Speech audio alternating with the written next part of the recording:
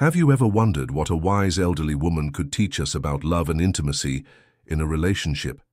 Imagine how a simple conversation could completely transform your understanding of connection and deepen your bond with your partner. In today's video, we will uncover the profound wisdom of a 72-year-old woman who shares timeless advice on strengthening love and intimacy. Stay with us until the end, as these insights could change the way you approach love and communication, helping you build a deeper, more meaningful connection with the one you love.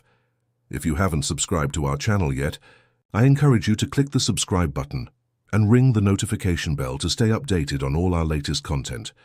Your support means a lot. If you find value in this video, please give it a thumbs up to help spread our message. I'm eager to hear your thoughts. Comment 1 below if you agree or 0 if you have a different perspective. Your feedback helps me create better videos that align with your interests. Now let's get started.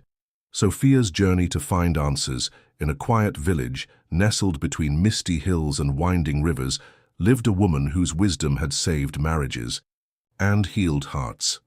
Grandma Amalia was known far and wide, not for magic, but for understanding the unspoken truths of love.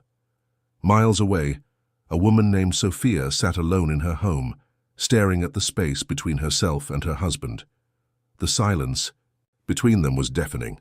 There was no anger, no shouting, just an invisible wall that had formed over the years, built from unspoken words, unmet needs, and routines that had replaced passion. She knew her husband loved her, and she loved him too, but something was missing. That spark, that effortless closeness they once had faded into the background like a song she could no longer hear. One evening, as Sophia watched the sun dip below the horizon, painting the sky in hues of orange and purple, she felt a deep ache in her heart. A memory surfaced, one she hadn't thought about in years. Her grandmother had once spoken of a woman, a mysterious elder in a faraway village, who understood love in a way few people did. If ever you find yourself lost in love, seek her wisdom, her grandmother had said. Sophia had dismissed the story back then, thinking love was simple. But now, sitting in the quiet of her home, feeling more alone than she ever had, she realized she needed answers. She needed guidance. So with nothing but hope and a longing to bring back the connection she so deeply missed, she packed her bags and set out on a journey to find Grandma Amalia. The road was long, winding through valleys and forests, but Sophia felt lighter with each step. There was a small part of her that feared this was foolish. What could an elderly woman in a remote village possibly tell her that she didn't already know? But there was a bigger part of her that clung to the hope that maybe, just maybe, there was something she hadn't seen before. When she arrived at the small ivy-covered cottage, she hesitated. The wooden door was slightly ajar, and the scent of herbs and aged books filled the air. The place had an old-world charm, as if time moved slower here. Taking a deep breath, Sophia stepped forward and knocked gently on the door. A moment later, the door creaked open, and there stood Grandma Amalia. She was older than Sophia had imagined, with silver-streaked hair loosely tied back and warm, knowing eyes that seemed to see right through her. She didn't speak right away. Instead, she studied Sophia for a moment, before stepping aside and gesturing for her to come in. "You've come a long way," she finally said, her voice soft yet strong. "Sit. Let's talk." Sophia stepped inside, feeling a strange sense of peace wash over her.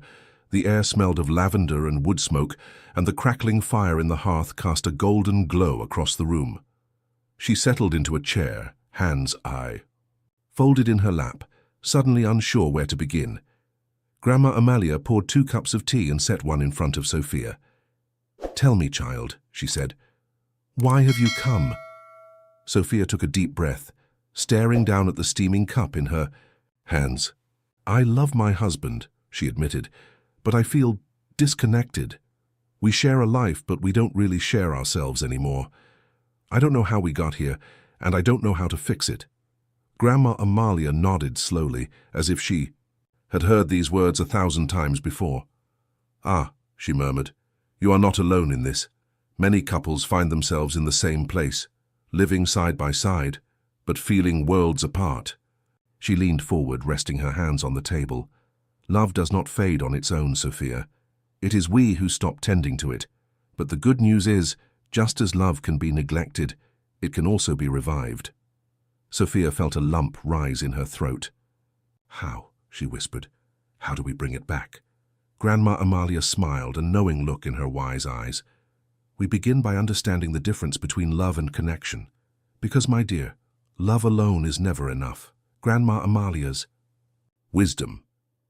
The secrets of lasting intimacy, seated by a flickering fire, Grandma Amalia listened as Sophia poured out her heart. I love my husband, but I feel invisible. We share a home, but not a connection. Why does love fade?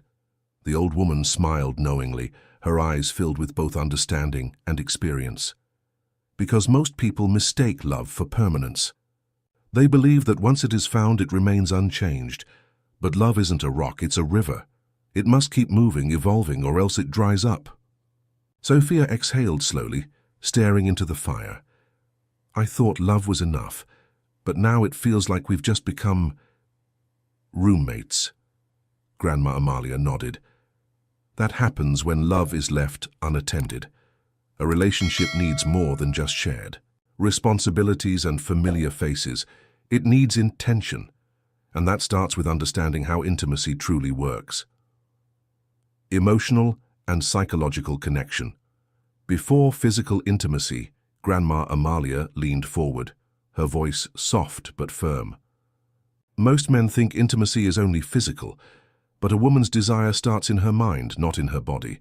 If you don't connect with her emotionally, she won't open up physically.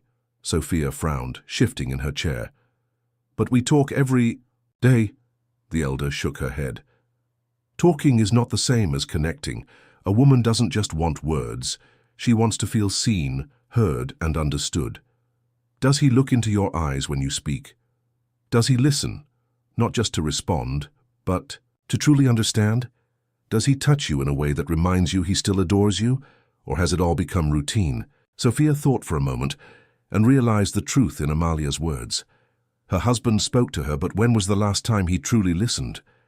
Their conversations had become about schedules and responsibilities, but when was the last time they talked about their dreams, their fears, or even their favorite memories? Grandma Amalia continued, for a woman, intimacy is deeply tied to how she feels emotionally. If she feels distant, unheard, or unappreciated, she withdraws, not because she wants to, but because she no longer feels safe enough to be vulnerable. So what should I do? Sophia asked, desperation laced in her voice. Grandma Amalia smiled gently. You start by reconnecting emotionally. Before you can reignite passion, you must first rebuild the bridge between your hearts. Breaking. Free from routine, how to keep passion alive in long-term relationships. Grandma Amalia took a slow sip of tea before continuing. Passion doesn't die, it gets buried under routine, she said. Most couples don't fall out of love. They just stop showing it. Sophia sat forward, intrigued. But how? How does something that once felt so exciting become dull? The elder smiled. Because they start treating love like a checklist instead of a living, breathing thing. At first, love is effortless. Stolen kisses, long conversations, spontaneous gestures. But as time goes on, responsibilities take over, and the little things that once brought joy start to fade. She set her cup down and continued. There are two kinds of intimacy, duty-driven intimacy and desire-driven intimacy. Duty-driven intimacy is predictable, something you do because you feel you should. Desire-driven intimacy is spontaneous, playful and filled with curiosity. Sophia's brow furrowed. So, duty-driven intimacy feels like an obligation. Grandma Amalia nodded. Exactly. It's when a couple starts saying, we should spend time together instead of I can't wait to be with you. It's when physical intimacy becomes routine instead of an expression of passion. And let me tell you something. When a woman no longer feels desired, her heart begins to close. Sophia felt a knot form in her stomach. That's exactly how I feel. I know my husband loves me, but he doesn't look at me the way he used to. He doesn't touch me just because he wants to. It's almost like we've forgotten how to be excited about each other. Grandma Amalia reached for Sophia's hand. That excitement isn't gone, it's just hidden beneath the weight of the years. To bring it back, you must start doing what you did when love was new. Sophia tilted her head. Like what? The elder chuckled softly. Like teasing him playfully, laughing together over silly things, touching him just because, sending him a message in the middle of the day to tell him you miss him. These small gestures remind your partner that they are still desired. She leaned back and asked, "When was the last time your husband kissed you just because he wanted to?" Sophia's lips parted, but no words came. She couldn't remember. The last time that had happened, Grandma Amalia's voice softened. "You see, my dear, love doesn't fade because of time. It fades because we stop making each other feel special. But the beauty of love is that it can always be rekindled, if both partners are willing to tend to it." Sophia sat in silence, letting the words sink in. For the first time in a long time, she felt something she hadn't felt in years. Hope. The hidden mistakes men over 50 make in relationships. Neglecting emotional foreplay. One of the biggest mistakes men make in long-term relationships is assuming that physical touch alone will spark intimacy. But for a woman, true intimacy begins long before that. It starts in her mind. A woman needs to feel emotionally connected before she can fully engage physically. Without that connection, intimacy can begin to feel like just another routine, something done out of obligation rather than desire. Men often don't realize that small everyday interactions are the foundation of emotional foreplay. It's the way he looks at her, the way he listens when she speaks, and how he responds to her emotions. A quick, "How was your day?" without really listening doesn't count. She needs to feel that her thoughts, feelings, and experiences matter to him. A deep conversation, a genuine compliment, or even just holding her gaze for a few extra seconds can make all the difference. Women don't want to just be touched. They want to be cherished. They want to feel like they are still the most intriguing and beautiful part of their partner's world. If a man neglects this emotional connection, physical intimacy will eventually fade, no matter how much he desires it. Forgetting to make her feel special in the early days of a relationship, everything feels exciting. Flowers just because, love notes tucked into a bag, lingering hugs that say, "I see you and I love you." But over time, many men stop putting in that effort, not because they don't love their partners, but because they assume she already knows how they feel. But here's the truth. Love that isn't actively expressed starts to feel like it's fading. Women crave small, meaningful gestures that show they are still valued and desired. A simple touch on her back as you pass by, telling her she looks beautiful even on a regular day, or taking her hand while walking together. These little things matter. Love isn't about grand gestures. It's about consistent, thoughtful moments that remind her she's still the woman you fell in love with. The most dangerous assumption a man can make is believing that love is self-sustaining. Love needs action. A woman who feels invisible will slowly start to withdraw, and once that emotional distance sets in, bringing back the connection becomes much harder. Don't let your partner become a background character in your life. Make her feel like the leading lady. Not understanding. Women's psychological shifts. After 50 A's, women grow older. Their emotional and intimacy needs evolve. What once made them feel loved in their 20s or 30s might not be enough in their 50s and beyond. Many men fail to recognize this shift, leading to frustration and emotional disconnection. In her younger years, a woman might have been more patient with lack of emotional connection, but as she ages, she begins to crave deeper emotional security, meaningful companionship, and a sense of being truly understood. She wants more than just shared routines. She wants shared moments that feel fulfilling and intimate. At this stage in life, a woman values emotional depth over surface-level affection. She needs conversations that go beyond the basics of daily life. She wants to talk about dreams, fears, memories, and even the changes happening in her own body and emotions. If her partner fails to engage in these deeper conversations, she may start to feel like she's living with a stranger rather than a soulmate. Understanding these shifts is not about changing who you are. It's about paying attention, adapting, and growing together. A relationship isn't just about loving the person she was, It's about continuing to love the person she's becoming. When a man truly understands this, he doesn't just keep his relationship alive. He deepens it in ways he never thought possible. Grandma Amalia's practical advice: how to revive a relationship. Sitting across from Sophia. Grandma Amalia smiled warmly, sensing both the hope and hesitation in her eyes. Love doesn't disappear, my dear. It simply waits to be noticed again. She took a slow sip of her tea before continuing. If you want to revive your relationship, you don't need to make grand gestures or change who you are. You just need to start paying attention in a way that makes her feel cherished. Reignite emotional connection. When was the last time you really asked her how she was feeling? Grandma Amalia asked. Sophia thought about it, realizing that most of their conversations were about errands, bills, and schedules. A woman needs to feel emotionally connected before she can fully open her heart, Grandma Amalia continued. Ask about her dreams, her worries, her joys, things beyond the daily routine. And when she speaks, listen, not just with your ears, but with your heart. Men often underestimate how powerful genuine curiosity is. When a woman feels heard, she feels loved. Put down the phone, turn off the TV, and give her your undivided attention. Those small moments of presence build trust and deepen emotional intimacy. Speak her love language. Love isn't a one-size-fits-all kind of thing, Grandma Amalia explained. Some women feel loved when they hear words of affirmation. Some need physical touch.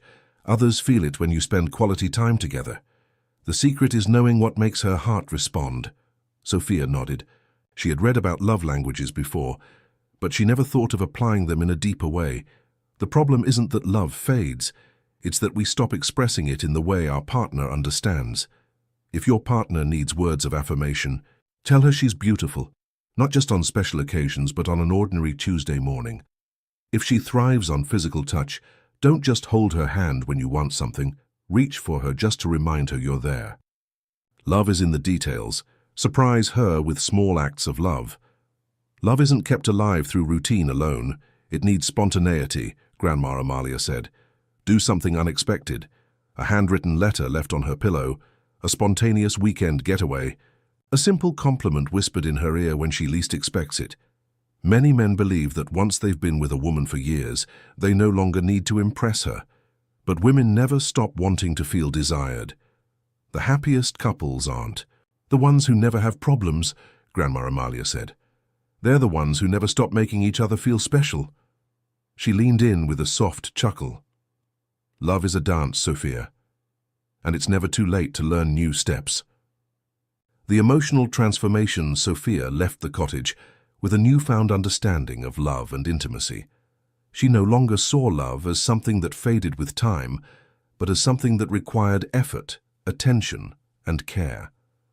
When she returned home, she didn't wait for her husband to change. She became the change, and slowly, like embers rekindling into flames, their love began to glow again. What no one tells you after 80, until it's too quiet. There was an afternoon when she stepped into the old coffee shop, the one that had been her meeting place with friends for over 2 decades.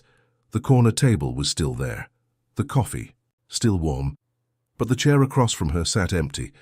No one said anything, no one needed to. There were no tears, no dramatic goodbyes. Just absence, slow, quiet, and now familiar. After 80, life isn't loud anymore. But the silence, it carries a weight, heavier sometimes than any noise. No one tells you that one day the world will feel too fast, and you'll feel quietly left behind.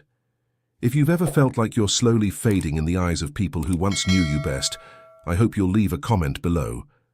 Someone out there, silently searching for understanding, might recognize themselves in your story. Because today we won't sugarcoat aging. We'll walk straight into 5 brutal truths, hard to hear but harder to ignore, about loneliness and change after 80.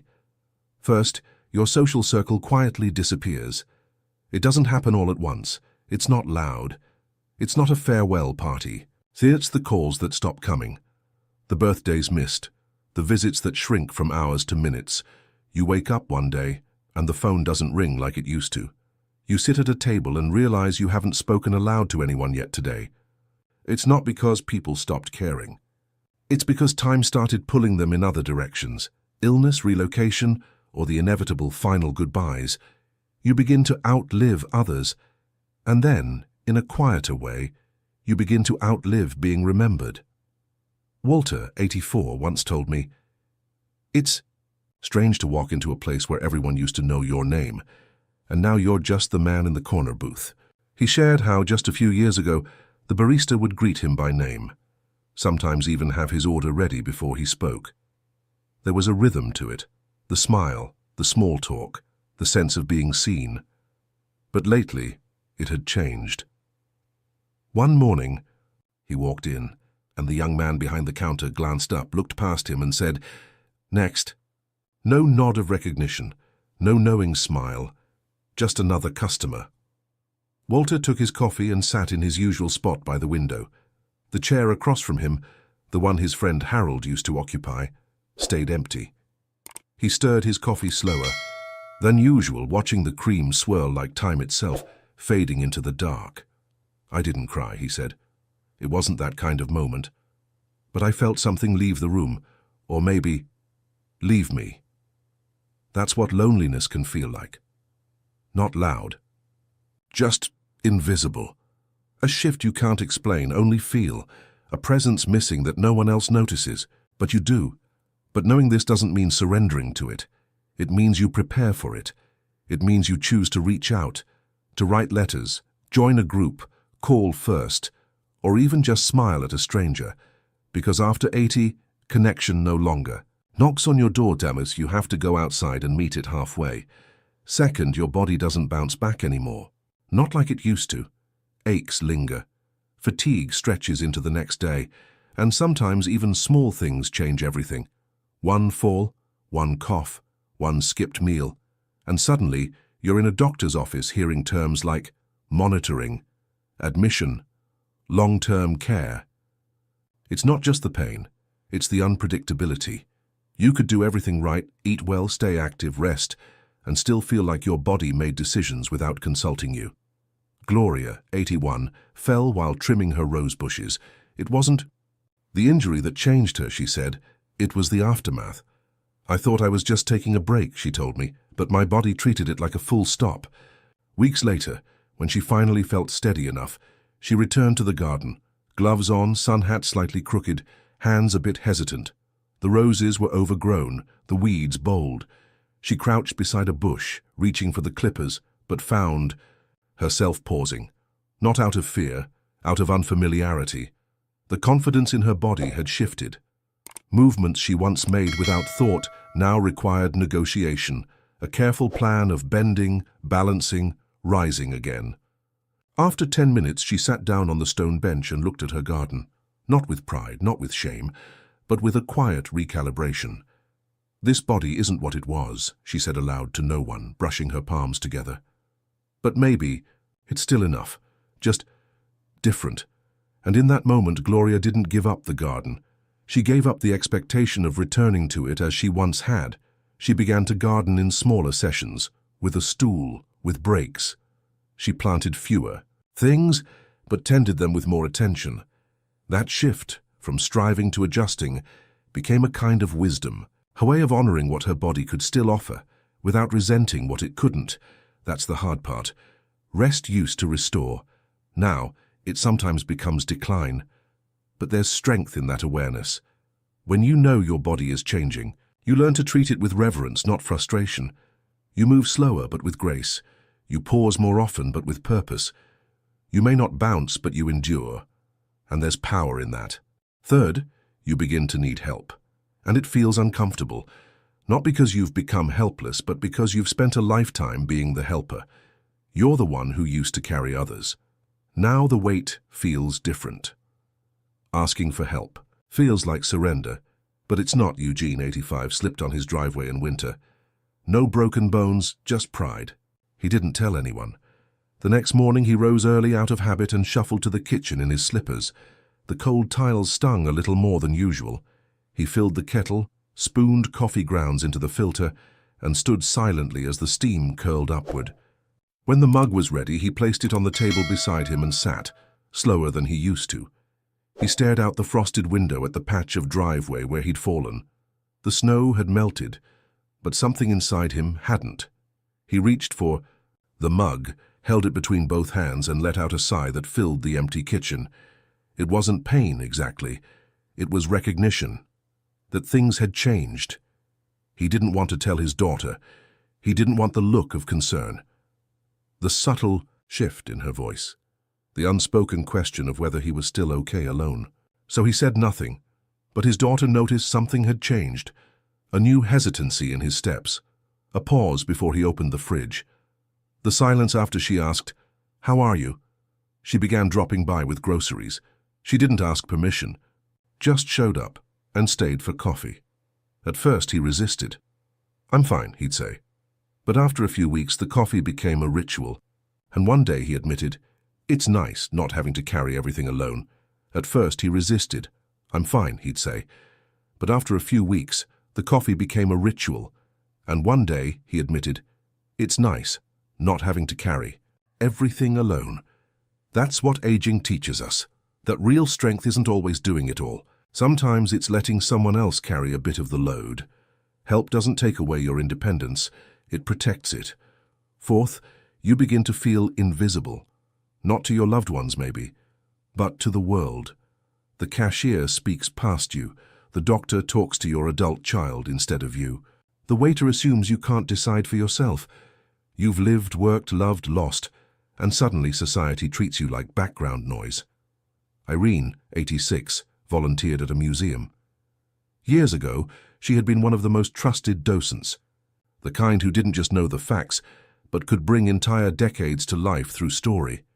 Schoolchildren gathered around her as she animated history with her voice, weaving details into scenes they could imagine. Teachers would often ask for her by name, and other volunteers leaned on her memory when they got stumped. But recently, she found herself standing silently beside exhibits, while newer, younger staff took questions she once would have answered without hesitation. One afternoon, a guest asked about a 1940s photograph, a moment Irene had actually lived through. Before she could open her mouth, the visitor had already turned to another staffer. She smiled, small and polite. "I'm used to it," she said. But inside, she was remembering the way her voice used to matter in those rooms, the way people leaned in, listened. Now they looked past her, as though her years had turned her into background. Being invisible isn't just about who's looking at you, it's about who's listening. A guest asked a question she could have answered in her sleep. She lived that decade. But the question skipped over her. She smiled. "I'm used to it," she said. But her eyes said something else. Being invisible isn't just about who's looking at you, it's about who's listening. And here's the truth. Your voice still matters. Even if the world forgets, you don't have to. Speak up, tell your stories, share your wisdom, stand your ground. You're not background. You're a living library. Finally, purpose doesn't vanish, but it must be redefined.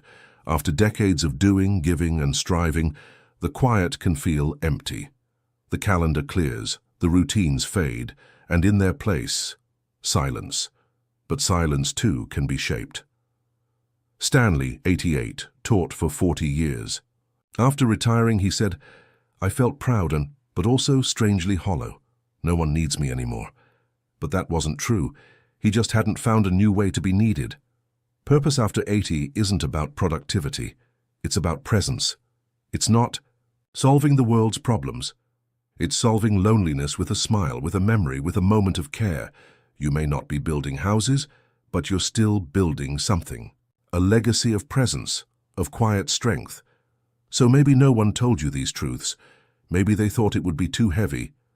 But silence is heavier when it's not named. And now you know. Now you get to choose, to connect, to ask, to rest with intention, to speak, to forgive, to keep showing up. Because this chapter, this quiet, deep, sacred part of the story, and still matters. If something in this story spoke to you, I hope you'll share it. Leave a comment. Let us know which truth struck closest to home. Your words might be the connection someone else was quietly hoping to find. Here's to the beauty in showing up, even when the world goes quiet. You're not done yet. You're still here, and you still matter. He left quietly, But his socks were still there. He didn't slam the door, didn't raise his voice, didn't even leave a note. He just left. The house didn't feel different at first. No broken glass, no suitcase missing, just quieter. But that night when she walked into the bedroom, she saw them. His socks, still folded in the drawer, still warm with routine, still there.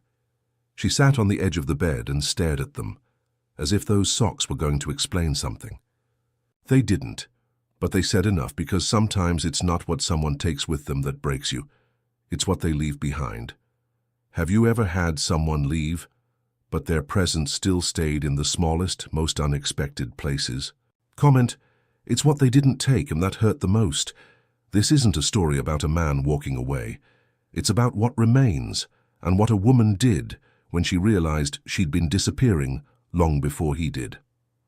1 year after he left, Helen was no longer the woman who waited by the window, listening for the sound of his keys.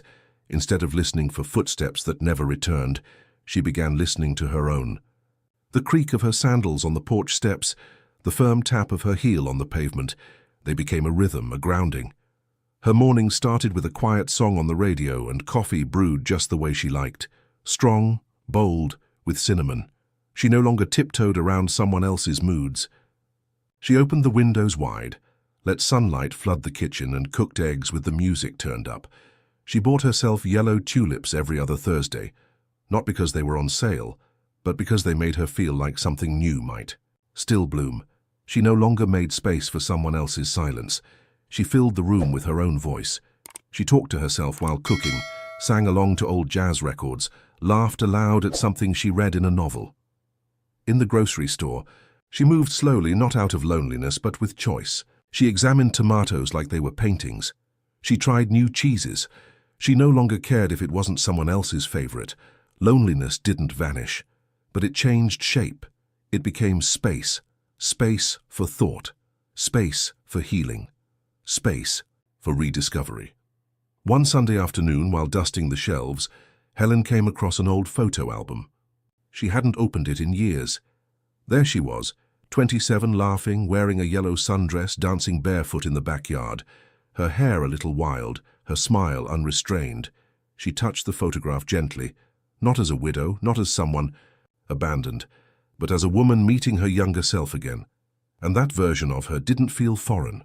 It felt paused, like music waiting to resume. She remembered what that girl loved: salsa dancing, rainy afternoon poems, road trips with no destination. She used to write on napkins, dream of learning Italian, paint on Sundays even when she thought she wasn't good enough. She sat with the album for a while, not in regret, but in reverence, because she hadn't lost everything. She had simply gone quiet inside. And now she was turning the volume back up. She hadn't lost herself.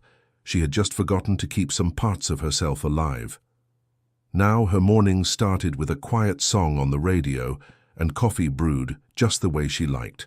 Strong, bold, with cinnamon. She no longer made space for someone else's silence. She wrote in her journal instead of staring at unread messages. She went to the grocery store alone, slowly picking her tomatoes one by one. Not to anyone's taste, but her own. Loneliness didn't vanish, but it changed. It became space. For thought, for healing, for herself. One Sunday afternoon, while dusting the shelves, Helen came across an old photo album. She hadn't opened it in years. There she was, 27, laughing, wearing a yellow sundress, dancing barefoot in the backyard. She remembered that version of herself, the one who wanted to learn salsa, who used to write poems on napkins, who once dared to dream without editing. She sat with the album for a while, not in regret but in awe. She hadn't lost everything. She had just forgotten to keep some parts of herself alive. That evening, as the sun dipped low, Helen stepped onto the porch and closed her eyes. For the first time in a long time, she didn't think about what was missing. She thought, maybe I'm finally coming back. She stood there for minutes that felt like hours, her arms wrapped loosely around her waist, as if holding herself steady. The porch boards creaked softly beneath her bare feet, and the wind carried the scent of old lilacs, the same ones he used to trim each spring. Inside, she moved with a quiet resolve. She didn't need candles or music, just the silence and the steady rhythm of her breath. That night she poured herself a glass of red wine, sat down at the kitchen table, and wrote another letter. But this one wasn't to him, it was to herself. Dear Helen, you spent years making space for someone who never once asked how small you had to become. You folded his socks, you lowered your voice, you disappeared in plain sight, and still you stayed, but now you've returned. Not to the girl you were before, but to the woman who lived through it all. You endured, you woke up, you danced in silence and called fate music. You stared down loneliness and renamed it solitude. You made tea for one and turned it into ceremony. You stopped begging the mirror for answers. This isn't closure. This is recognition. This is a homecoming. You're here. And I'm not leaving you again with love me. She read it aloud once, softly, slowly. The words didn't echo as they settled, like warm light filling a cold room. Then she folded the letter, tucked it into a wooden box next to her journal and her first short story from writing group. Not to hide it, but to honor it, like a scar, no longer raw, but never forgotten. And as she closed the box, she smiled, not from joy, but from knowing she had finally written something not for the past, but for the woman who'd made it through to now. That night, she poured herself a glass of red wine, sat down at the kitchen table, and wrote another letter. But this one wasn't to him. It was to herself. Dear Helen, you spent years making space for someone who never once asked how small you had to become. You folded his socks. You lowered your voice. You disappeared. In plain sight. And still, and you stayed, but now, and you've returned. Not to the girl you were before, but to the woman who lived through it all. You endured. You woke up. You danced in silence and called it music. This isn't closure. This is recognition. This is a homecoming. You're here, and I'm not leaving you again with love me. She folded the letter, tucked it into a wooden box next to her journal and her first short story from writing group. Not to hide it, but to honor it, like a scar, no longer raw but never forgotten. The next morning she opened her closet. In the far corner hung a yellow dress she hadn't worn in over a decade. She put it on, not for anyone, just because it made her feel like her again. It still smelled faintly of lavender sachets and old joy. The fabric clung a little differently now, softer, shaped by time, but it fit, not just on her body, on her spirit. As she stepped outside, Mr. Davis, the neighbor who always watered his plants in silence, looked up and smiled. Yellow. Suits you, he said. She smiled back. Thanks. I think it's finally time I wear me again.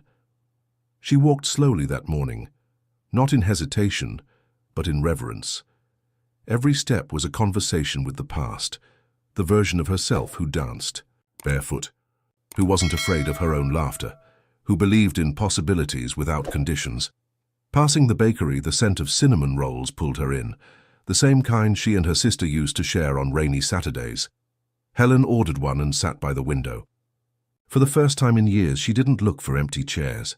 She filled her own space, fully. She thought about the old poetry notebook in her drawer, the one she used to scribble lines in while waiting for the kettle to whistle. Maybe she'd write again, not to prove anything, just to hear her own voice on paper. That afternoon she stopped by the community center. A flyer read, "Salsa for beginners, all ages welcome." She smiled. Why not? She wasn't chasing a new version of herself.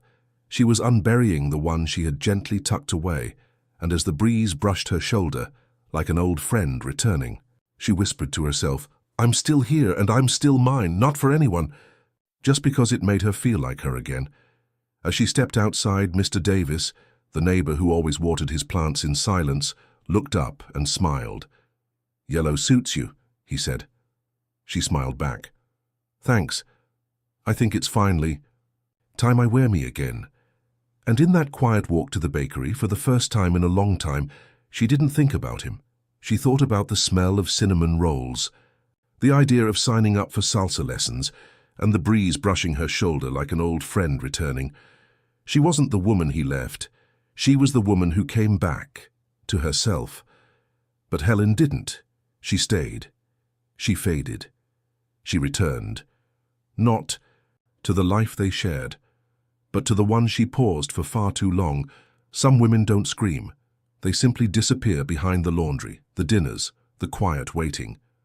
But when they come back, they bring with them a softness that no longer asks permission. Have you ever lost yourself trying to hold on to someone else? Comment below. I'm not shrinking anymore. I'm becoming me again. If this story resonated with you, don't keep it to yourself. Share it with someone who might still be sitting beside a drawer of folded socks, waiting for the strength to leave the silence. The pillow was still indented.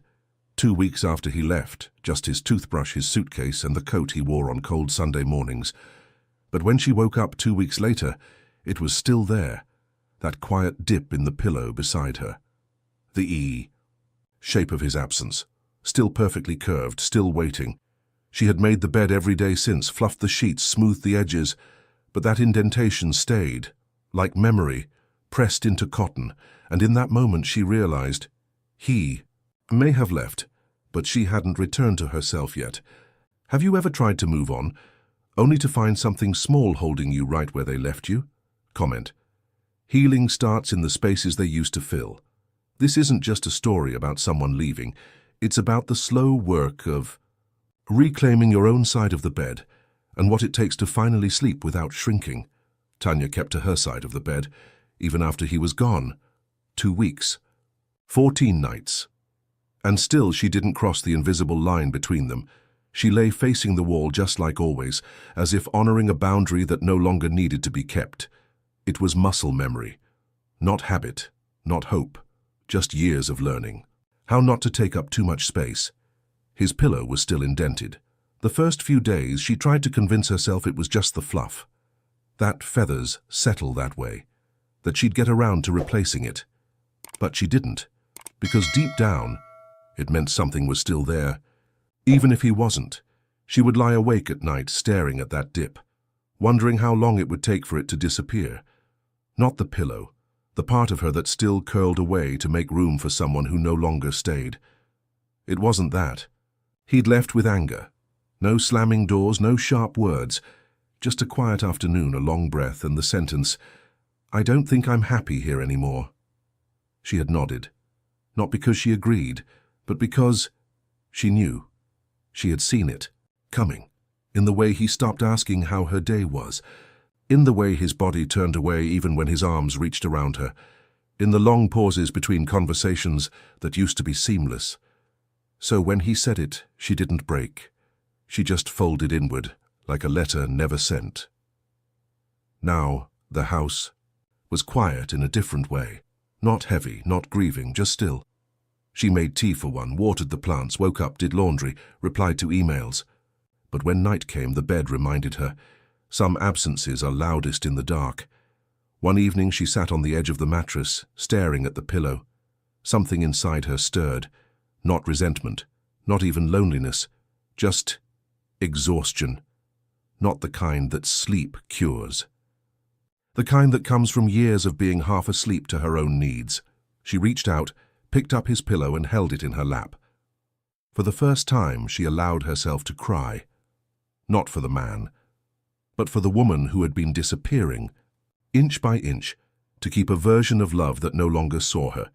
She cried for the dinners eaten in silence, for the laughter that dulled, for the intimacy she had to beg for in gestures he called needy. She cried because she had once mistaken endurance for devotion, and staying for strength. The next morning something shifted. She stripped the bed, washed the sheets, bought new pillowcases in a soft eucalyptus green, not his taste, hers. She turned the mattress, not to erase him, but to unlearn the shape she had left herself in. That night, she lay in the middle, flat on her back, arms unfolded.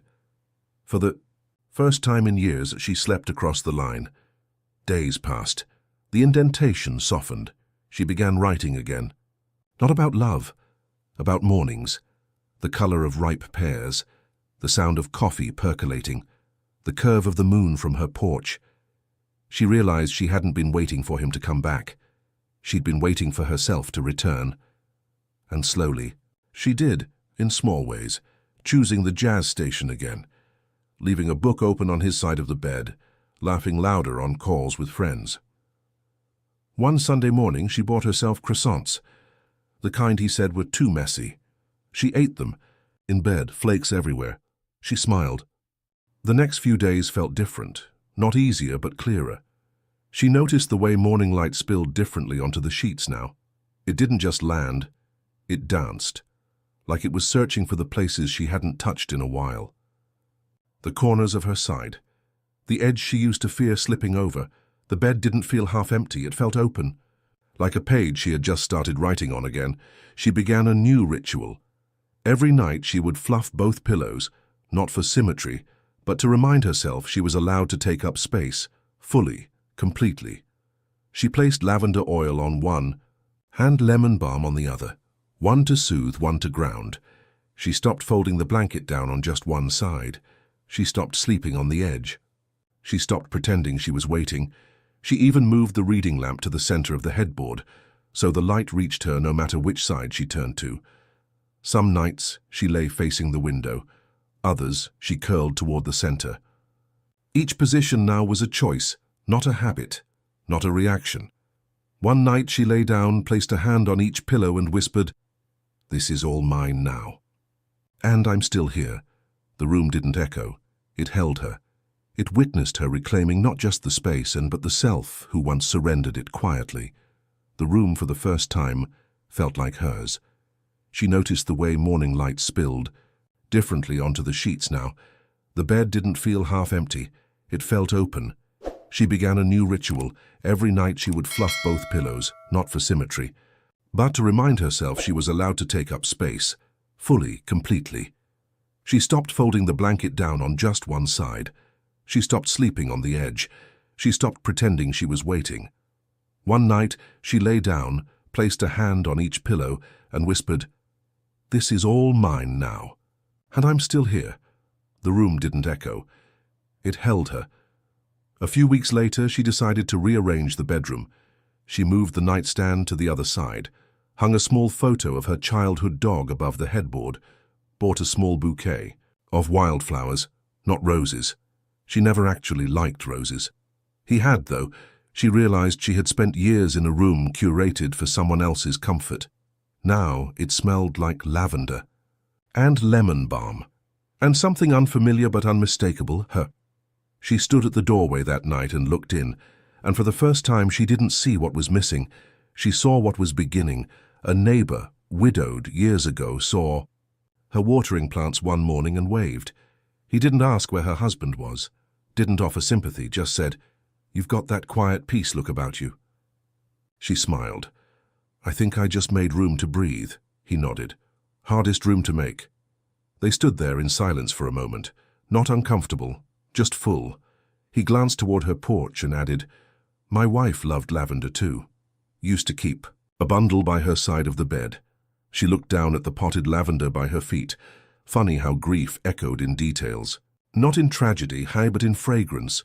She said, "Some mornings I still pour 2 cups of tea, then pour one out." He chuckled. "I used to set out both plates for dinner, until one day I ate from hers, felt closer.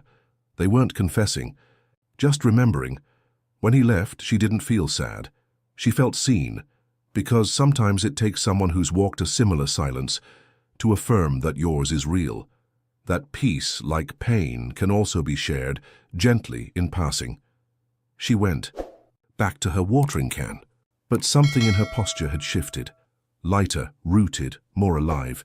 He didn't ask where her husband was, didn't offer sympathy, just said, "You've got that quiet peace look about you."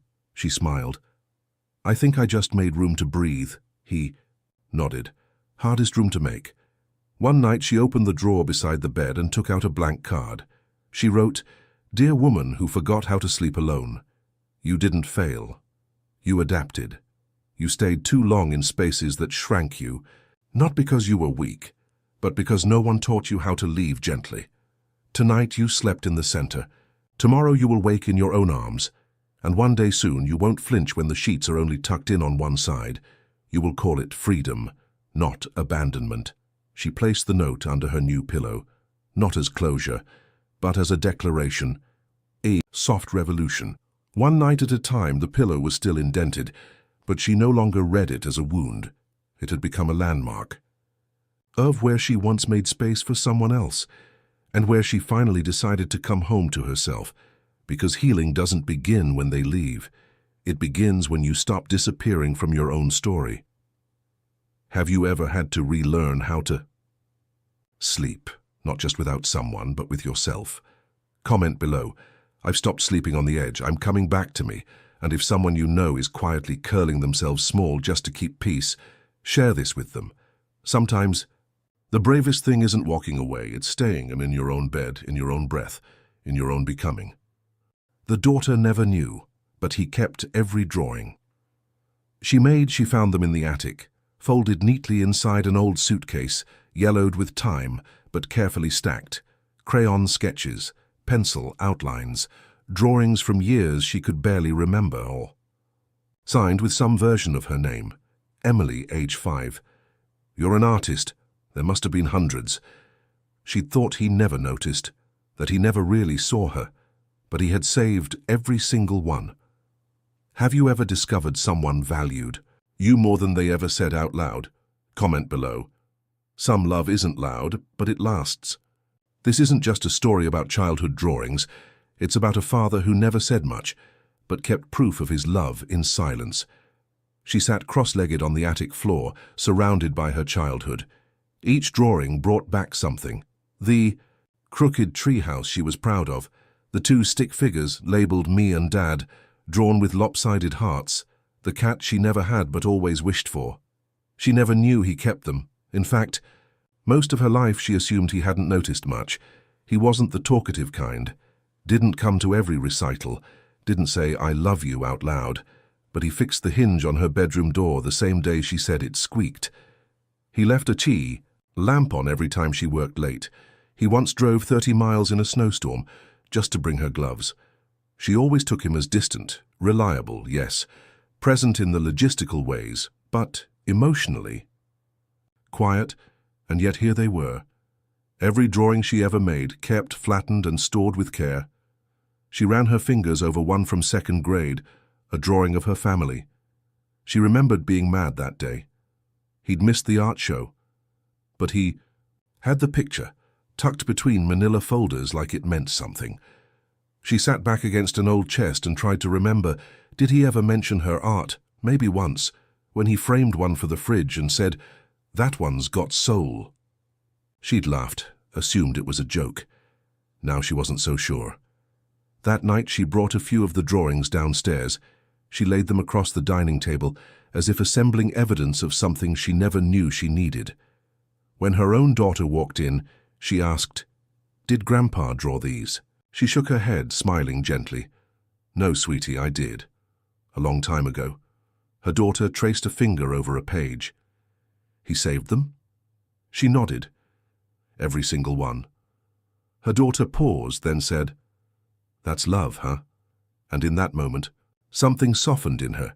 She'd spent so long believing she wasn't the kind of daughter fathers held on to. Turns out he'd been holding on all along. In the days that followed, she went through the rest of the box. There were sticky notes with her spelling words, a doodle of a birthday cake, labeled Dad's 43. Even the torn corner of a note she once left on the fridge, saying, "Be home." Late, don't worry, he had saved that too. She wondered why he never said anything. Maybe he didn't know how. Maybe it was never about words. He was a man who loved through gestures, not speeches, through keeping, not declaring, and maybe she had inherited more from him than she realized. Not just her quiet nature, but her habit of keeping things, old birthday cards, notes written in pencil, the first lost tooth tucked in a box. She too had loved in silence. A week later she decided to frame 3 of the drawings, not the best ones, the most honest ones, the crooked treehouse, the one with the stick figures, and the lopsided cat. She hung them in her hallway, next to a photo of him in his workshop. It was the first time she'd ever made space for his memory, where she could see it daily. That night, she dreamed of him. They were sitting at the kitchen table. She was drawing. He was reading the paper in the dream. He looked up and said, "I always knew you'd become an artist, I just didn't want to say it too soon." She woke up crying, but not with pain, with recognition. Sometimes what we need isn't new love, it's proof the old kind was real all along. The next morning, she made a decision. She scanned each drawing, all 143 of them, and turned them into a little book. On the last page, she wrote, "You didn't say it, but you showed it, and I see it now, thank you, Dad." She mailed one copy to her sister, another to her daughter, and one she kept on her nightstand, not because she missed him, but because she finally felt close. He never said the words, but he never threw them away either. Have you ever found proof that someone loved you, even if they never said it out loud? Comment below. Some love is quiet, but it never forgets. And if you know someone who wonders if they were ever truly seen, share this story, because sometimes the greatest gifts aren't spoken, they're saved. She started telling stories about him again. Not the big ones, the small ones. How he used to whistle while changing the oil. How he always made her toast on the side of the pan so it wouldn't get soggy. How he once built a tiny bookshelf just for her bedtime stories. And called it her library. And as she told them, something changed in her voice. It no longer cracked with loss. It rang with presence. Months later, she was invited to speak at a local art gallery. The theme was, "What did love look like in your childhood?" She stood under soft lights, holding the framed drawing of the crooked treehouse. "This," she said, "is what it looked like. Because even though I didn't know it then, my dad saw every line I ever drew. He didn't need to say 'I love you' out loud. He said it in how he kept them." The room was silent. Still. One older man in the back wiped a tear. A younger woman put her hand over her heart, and in that moment, she wasn't just a daughter anymore. She was a keeper too. She went home that night and wrote one final note. "Dear Dad, I used to think you didn't understand me, but now I see you were the first one who did. You kept me in the quiet, and now I carry you in the light." She tucked the note in the back of her journal, placed the journal beside her bed, and turned off the light with a full breath. He was gone, but her understanding of him was just beginning. Next spring, she hosted a small art exhibit at the community center, but not for her work, for her father's collection, her own drawings. She called it "What He Saw." Each drawing was displayed with a small card underneath, not with an explanation, but with the year and her age. Visitors came, expecting nostalgia. Many left in tears. One woman whispered, "I never knew my dad kept anything. Now I want to go home." "And look," another said, "I wish I'd known to look sooner." But that was the point, wasn't it? Sometimes love isn't something you feel in the moment. It's something you discover years later, quietly waiting in a box, patiently proving itself true. Her daughter helped her organize everything. "Why did he keep all of it?" she asked one night, and for the first time she had an answer. Because sometimes saving something is how you say, "I was paying attention." And he had paid attention, not just to the art, but to her wild colors, her crooked lines, her stories told through crayons. In the final days of the exhibit, she sat in the back of the gallery, watching strangers walk through what was once only hers, and she felt something she hadn't felt in years, not grief, not even nostalgia. Gratitude, because the love she thought she had missed was right there all along. She just hadn't looked in the attic. A few weeks later, she received a letter. It was from an older man who had seen the exhibit. He wrote, "I never saved much from my daughter. I thought it wasn't manly. But your story made me realize that keeping something might have been the most masculine thing I could have done. Thank you for helping me understand that. I'm going to write her today." She read the letter twice, then placed it in the same drawer where she'd once kept her own drawings, because the cycle had come full circle. Her father had kept her in silence. She had found him in the quiet. And now, his love was teaching others to speak. One night, her daughter crawled into bed with her. She was upset and something about school, a friend being misunderstood. She held her tight and whispered, "Even when I don't say it right, I'm always paying attention." Her daughter buried her face in her chest and exhaled deeply. Safe. seen just like she had once wanted to be. She turned off the lamp, stroked her daughter's hair, and smiled into the dark, because now she knew exactly what love looked like. It looked like paper and crayons. It looked like silence and safekeeping. It looked like a box in the attic, waiting for the right time to be opened. And that time was now. He never said the words, but he never threw them away either. Have you ever found proof that someone loved you even if they never said it out loud? Comment below. Some love is quiet, but it never forgets. And if you know someone who wonders if they were ever truly seen, share this story, because sometimes the greatest gifts aren't spoken, they're saved. He found her voicemail and couldn't delete it for 14 years. He remembered the first time she called just to say nothing. It annoyed him back then. He didn't understand why someone would call with no plan, no point. But now, he would give